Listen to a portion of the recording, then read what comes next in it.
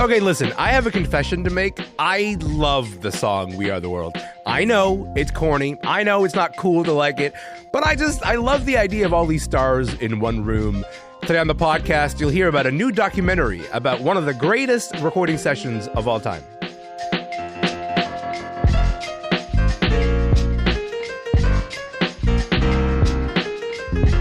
I'm Elamin Abdelmahmoud. This is Commotion. 39 years ago last night, America's biggest pop stars convened in one Hollywood studio, and then they came out with this.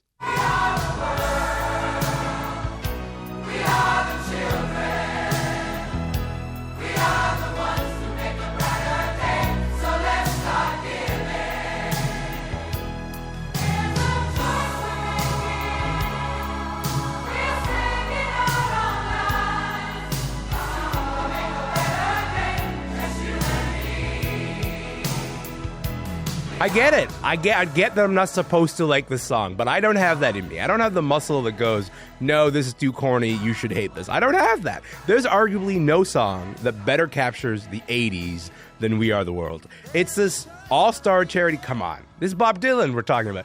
This is an all-star charity single recorded in 1985 to assist famine relief in Africa.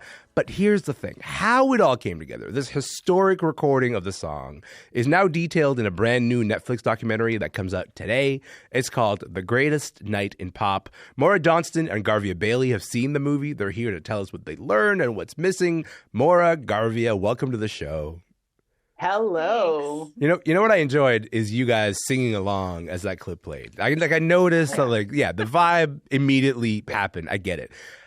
We Are the World, I think we should contextualize, came on the heels of the British All-Star charity, which is Do They Know It's Christmas?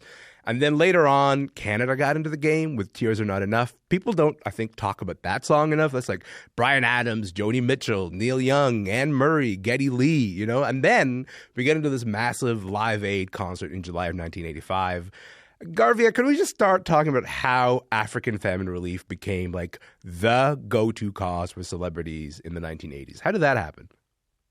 Well, there was a lot of kind of cause music being made at the time. So, okay, so first of all, there's no doubt that geopolitically, there's a massive famine in the 80s, catastrophic, and it had been going on for actually quite a while before We Are the World came to be.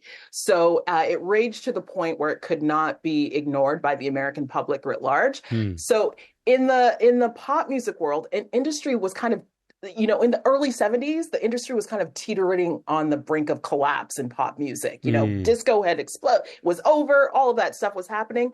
But then there was this massive influx of incredible musicians. We had Michael Jackson coming out and Lionel Richie and Bruce Springsteen. Everyone was like flying super high. Yeah. And so there was just like this attitude that music had been saved, that people were interested in music again. Yeah. And so why not bring all of these things together? I mean, the hippies had Dylan and they had Vietnam to rally around, right? Yes.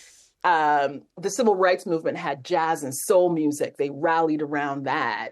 And I kind of feel like the musicians were like, well, what do we should do something. What are we about?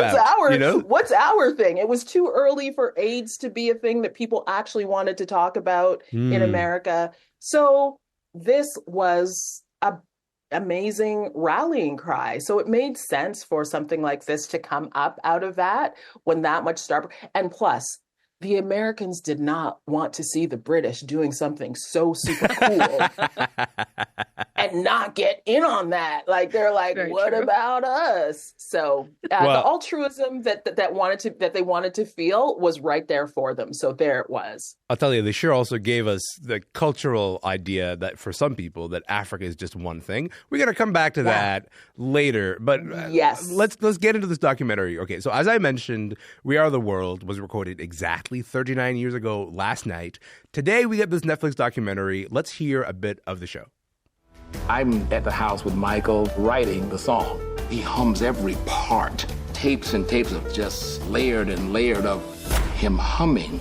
There was tremendous pressure. Stevie wouldn't call me back. And the recording was in a couple of days. We now have a template with mumbles and no words. What do we want to do? We're talking to the world, so we have to talk this out. A tape with mumbles and no words. I mean, Maura, the movie is kind of set up at the start a little bit like a heist movie. Like, are they going to be able to pull this off? He sort of plays off this drama, right? Like, there's a mystery. Will it actually come together? Is that device effective at all for you, knowing that the song came out, that it became one of the biggest songs of all time? Well, as someone who works often on deadline, it obviously struck a chord with me personally. But, I really did obviously we know the song came together. We've all been swaying to it on the Zoom. Yeah. But, the way that which it shows like how logistically they had to sort of get everybody together to get into the same room. Yeah. Stevie Wonder was in Philly. Bruce was in Buffalo. And, it's January and the weather is terrible. Dion was in Vegas. And so seeing how that tableau that was so, all over MTV came together was, I thought, really interesting, and sort of how, the pressure was on and they only had X number of hours to finish things. Like those shots of the digital clock during Springsteen and Dylan's parts, yeah. Garvey, what about you? What about what parts of this documentary drew you in and you went like, whoa, this is a mystery. How are they going to do this? Well, that's the thing. Like, we all love the behind the scenes, like behind the music documentaries. And this is like the ultimate behind the music documentary. And so the build up as, those scenes of them like driving in their different cars, Bruce Springsteen came in on a motorcycle and Kim Carnes came in on like all of those parts of it. I was digging all of that because I love all of those kind of things. But also, being a kid kind of the 80s that loved this stuff, this thing was massive. Like, there was nothing like this. So all my nostalgic kind of buttons were pressed very much by seeing Cyndi Lauper and seeing even drunky Al Jarreau. I was like into that. Like, I was like, this is all great. Kenny Loggins, give me more. Like, it was kind of wild to see all of these stars that I remember being just so massive, nervous and weird and in a sweaty room and interacting with each other in a weird way. And Bob Dylan, like they're not normal when they're hanging out with each other, right? Like, because we don't know, we see them at like at award shows, and that's like its own contrivance. But they are not, when they're just like in a recording studio and there's a bunch of cameras around, like no one is really behaving in a normal way, And then there's and you and I both eat this up, like this idea of like, oh, we're getting this intimate look behind the scenes. What happens when this person walks into the studio and everyone is like, hey, this is a giant star that we all know. Yeah. Maura, for you, what was the biggest revelation watching this movie? Well, I on that point, I loved how Cyndi Lauper was like, I knew Billy Joel, so I made a beeline for him. It's like, New York, stick together. But I love it's like going to a party, right? Yeah, it's like going and to you're a just party. like, I'm going to go towards the person I know. Exactly. Totally. But I did also love just like the parts about the songwriting and how the vocal arranger came in and was so thoughtful about like which voices went where. Because this was like, we've been saying this was a huge collection of biggest stars, but also really powerful, recognizable voices. And so how do you puzzle them out and fit them all together? And I really liked how deliberate and thoughtful that process was, exposed as being. So back in 2010, Quincy Jones and Lionel Richie tried to make the magic happen again. It was for the 25th anniversary of We Are the World, and they cut this new version. They cut the new version of the song with a brand new cast of musicians, and it was meant to be a benefit for earthquake victims in Haiti. This is how it turned out. There comes a time when we hit a certain call, when the world must come together as one. There are people dying when it's time. Oh my God, Justin Bieber needed the help. I'm not going to lie to you. 15-year-old Justin Bieber getting a bit of help from Nicole Scherzinger, Jennifer Hudson on We Are the World 25 for Haiti. Garvia, let's be honest, no one remembers that version particularly fondly, as the original. I don't think you're going to see a documentary about that version anytime soon. No. I think before doing this group chat, I forgot that version even existed, to be honest with you. Why do you think the All-Star charity single doesn't connect so much in this day and age?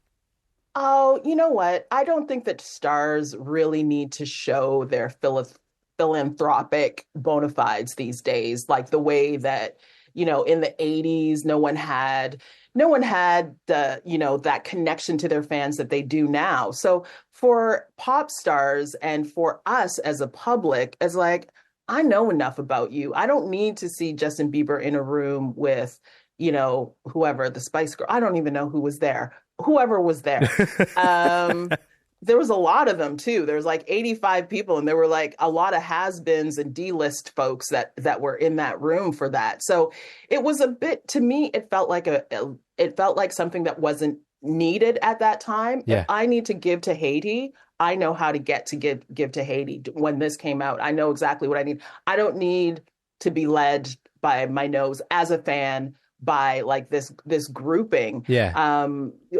As a fan, I can just hop on Twitter, I can hop on IG, and I know how Justin Bieber is feeling about this, or Right. I know how, you know what I mean? Like, Yeah. I don't need this. So I know where my money needed to go. I didn't need to hear that to have that be. And the slapdash nature of the thing that happened in the 80s, that is one particular magical moment. Yeah. This felt like such a contrived, like our noses are so hip to anything that's contrived and non-authentic. Agreed. And I think that that's part of it, So, Maura, what about you? Where are you at on this?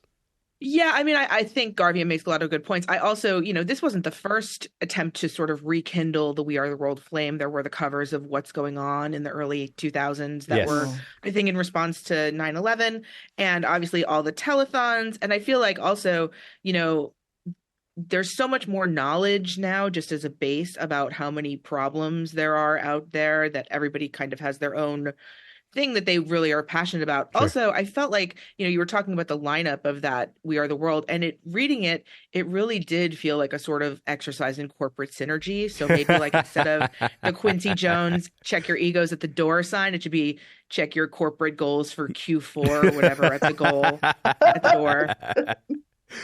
So let's just get back to this documentary. Let's get back to The Greatest Night in Pop. When you see this film and its treatment of We Are the World and this moment, do you think that, Garvia, maybe this question is to you, do you think this film fell short anywhere? I think that there's always the opportunity to talk a little bit deeper about why we're here. Like, I'm a big, why are we here kind of person. And, true to that, I love pop stars just because they're pop stars. I also, if we have the opportunity to hear a little bit more about where their heart is, where their philanthropic heart is, what they were thinking about Ethiopia at the time, how this connected to the work that they've continued to do, maybe I would have dug that a little bit more. But to be honest, it is what it is. This was a stroke of an ego putting this documentary together. It was nothing more than that. Let's reclaim some of the glory of what this thing was. And if it's not an ego boost, I don't know what it is. So I'm very aware that that's what this is. And it shouldn't be or couldn't be more than that. Do you know what I mean? I think if we got deeper into geopolitics or whatever, I think we'd be going off on a tangent that maybe I don't want to hear Cyndi Lauper talk about the geopolitics of Ethiopia and communism and whatever. I don't know if I need that. Regrettably, as much as that is entirely true, it also scratches an itch for me, which is just watching these people who are incredibly famous, who I've had a long relationship with for a long time, talk in a vulnerable way and tell these stories. We were talking earlier about the Bruce Springsteen talking to Bob Dylan, and you go that's the stuff I want to know. I want to know what that relationship is like. Maura, Garvia, we got to leave it there. But thank you so much for your time. I'm going to go listen to We Are the World in a minute, but I appreciate you guys being here. Thank you. Thank you so much. Thanks for having us. Of course. Bye. Maura Johnston is a music journalist in Boston, and Garvia Bailey is a co-founder of Media Girlfriends. She's based in Toronto. You can watch The Greatest Night in Pop right now on Netflix.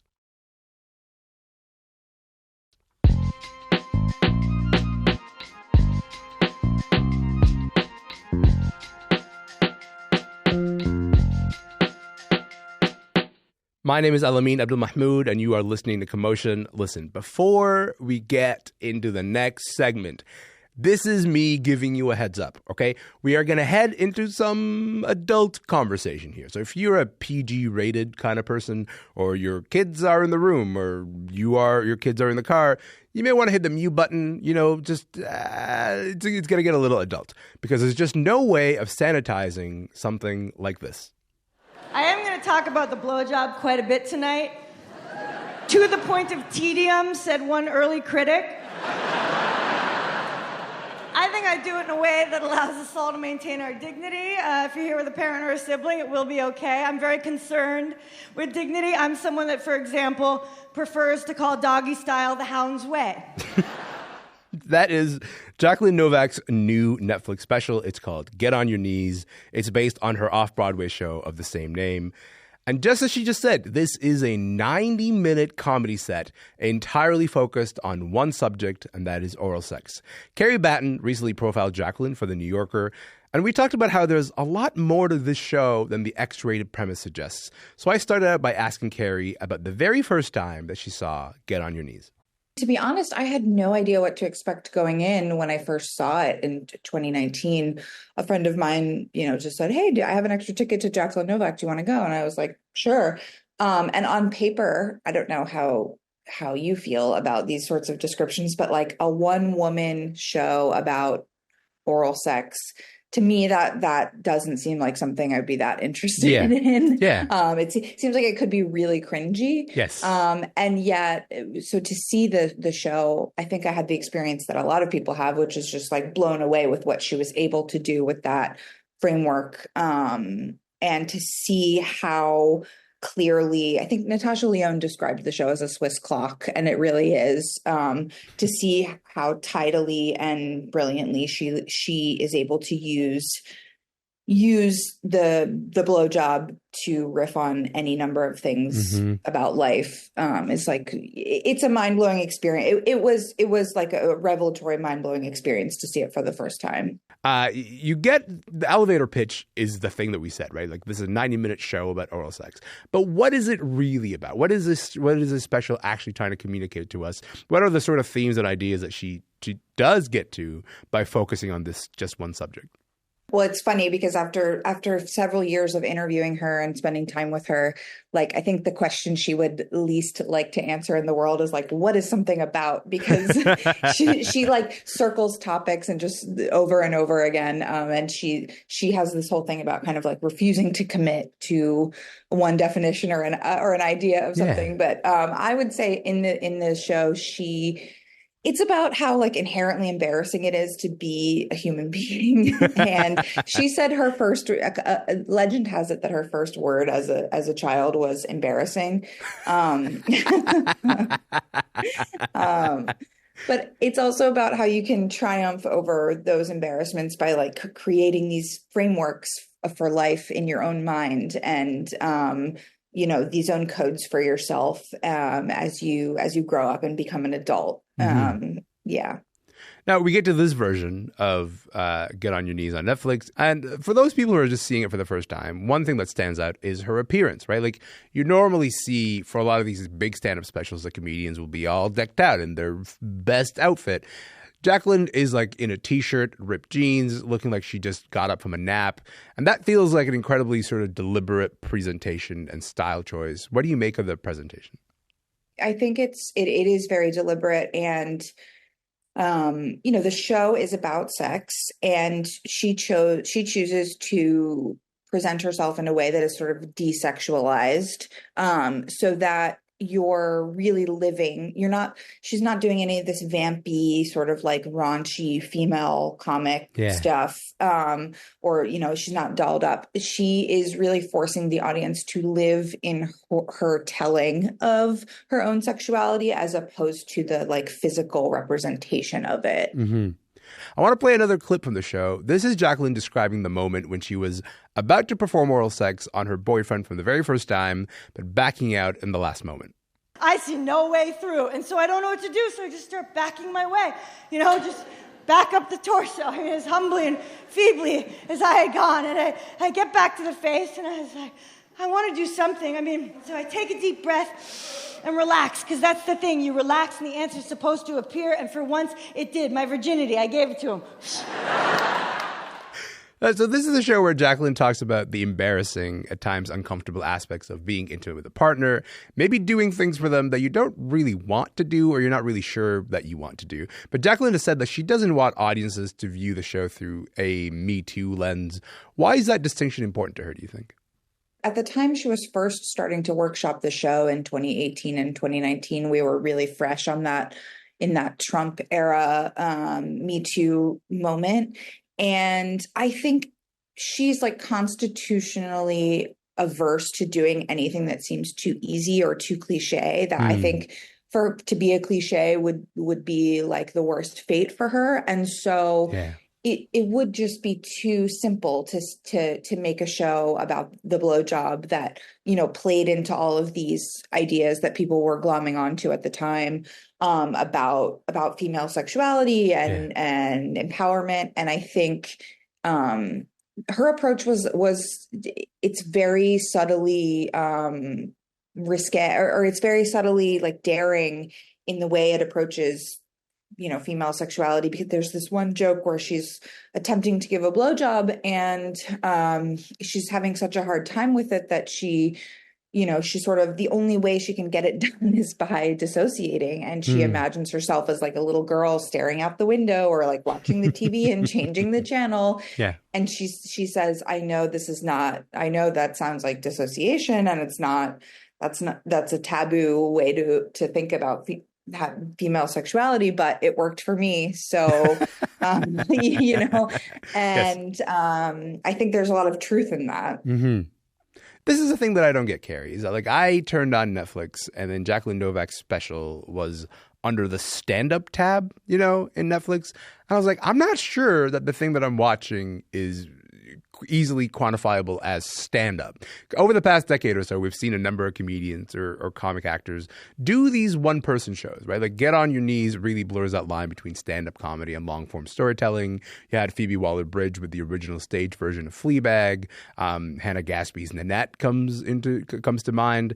What is the state of comedy? Tell us about the state of comedy and what it says right now. Is it a coincidence that it's happening all the time? It's happening at this moment when streaming services are where you get typically our comedy specials, that we're seeing this kind of rise of one-person shows.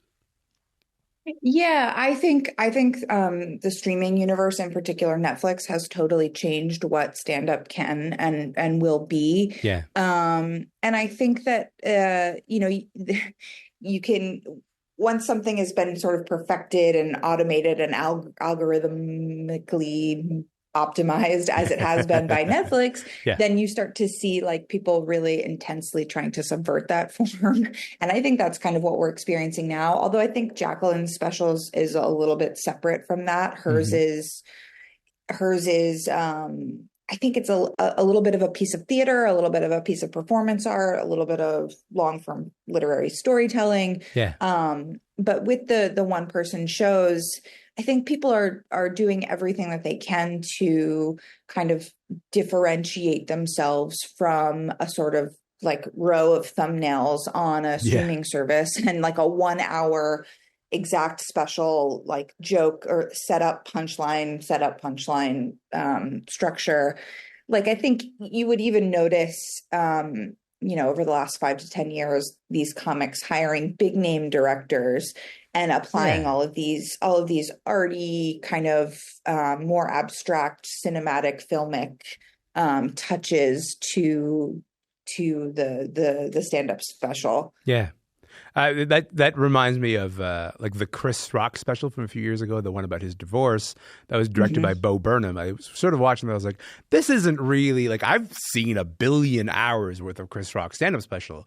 This doesn't fit into that category. There's something else that is happening here that looks a bit more theatrical, a bit more like a one-man show than it does, and that it does a normal sort of Chris Rock stand-up special. And I guess in one sense, it gives me hope that Netflix can become a way to broaden our definition or understanding of comedy. Is that maybe the takeaway, that we can sort of expect Netflix to broaden audiences for these types of shows, you think?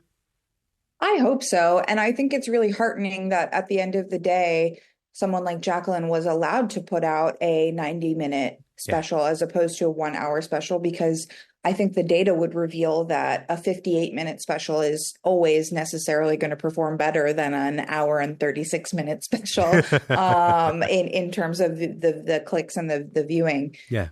So I would hope that something like this, along with several other pieces, would, you know, show that maybe Netflix is not just sticking to what the algorithm tells it will be successful, and that there is room for disrupting the form here. I love this. I love everything about this. Carrie, thank you so much for your time. Thank you for being here, friend. Thank you, Elamin. It's so lovely to talk to you. Carrie Battan recently wrote about the comedian Jacqueline Novak for The New Yorker. By the way, you can watch Jacqueline's new special, Get on Your Knees, on Netflix right now.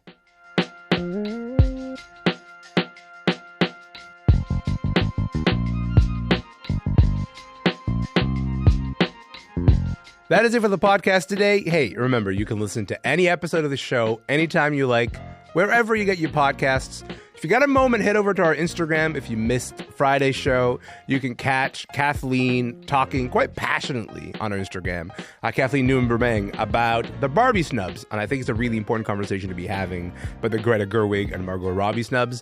That is, our Instagram is Commotion CBC. My name is Elamin Abdelmahmoud. I'm going to be here tomorrow. I'd love to see you then.